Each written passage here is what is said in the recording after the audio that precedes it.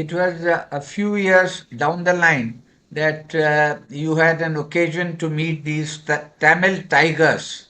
Yes, Uh, what was I that? did. How did it come about, and what was your impression?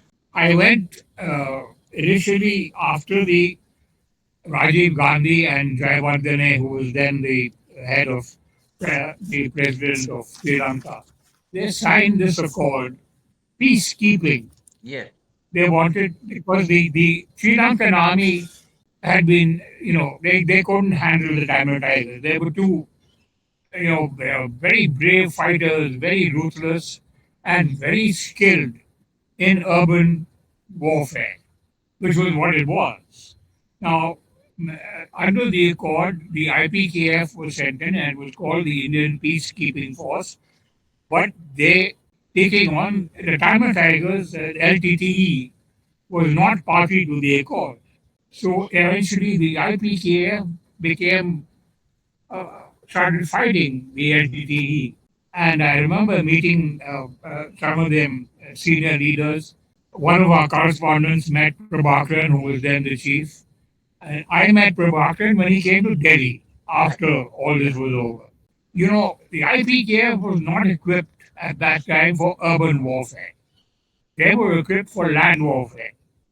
So they faced a huge amount of difficulty. resistance. Yes, They lost over 1,100, soldiers, and yes.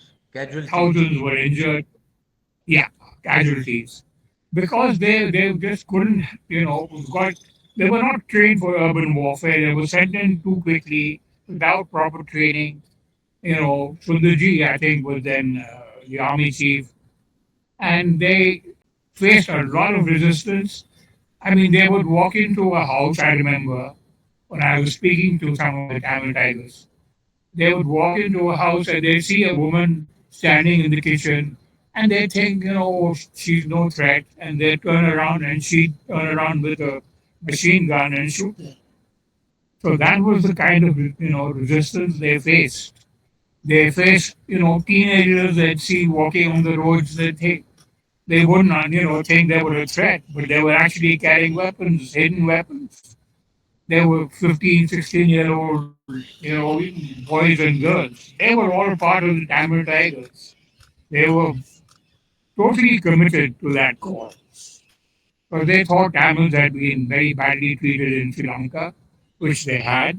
And then the Indian army, of course, had to, end the operation because there was a peace deal signed between India and Prabhakaran when he came to Delhi, where they tried to work out some kind of a deal. Rajiv Gandhi and him. Rajiv Gandhi was prime minister then, and but you know they it didn't work out. He went back, but by then they had been decimated to a large extent, and then the Sri Lankan army also took them on. But they were very brave, ruthless fighters, masters of urban warfare. So that's where Indian IPKF failed to tackle them effectively enough. Did you ever get an opportunity to get in contact either with General Sundarji or Jain Dixit? Yes, both of them. I I was sitting in J.N. Dixit's house, and he was then called High the Commissioner. and the viceroy because Okay.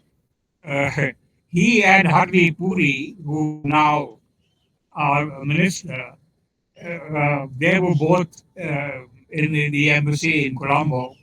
So I used to spend a lot of evenings with J.N. Dixit over a drink, and he'd tell me stories of how they were sending money to Prabhakaran and trying to get him to win him over.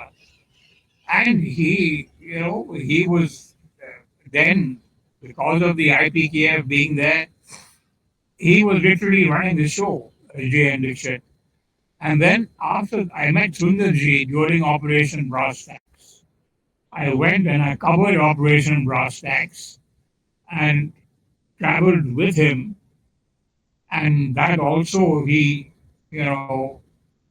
almost made it into a confrontation with Pakistan because he went very close to the border, which Rajiv Gandhi did not know about.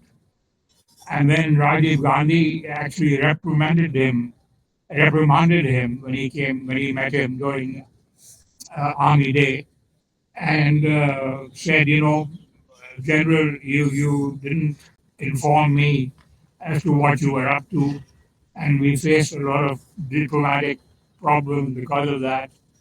But Sundarji was a very brilliant man, but as a general, he went, he took a lot of chances, he took a lot of risks, and he actually, transformed the army into a very effective fighting force. But in the bargain, he, did a lot of things that the political establishment were not happy with.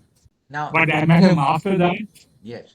I met him and his wife after that, and he was a very charming man, Now, and so was his wife.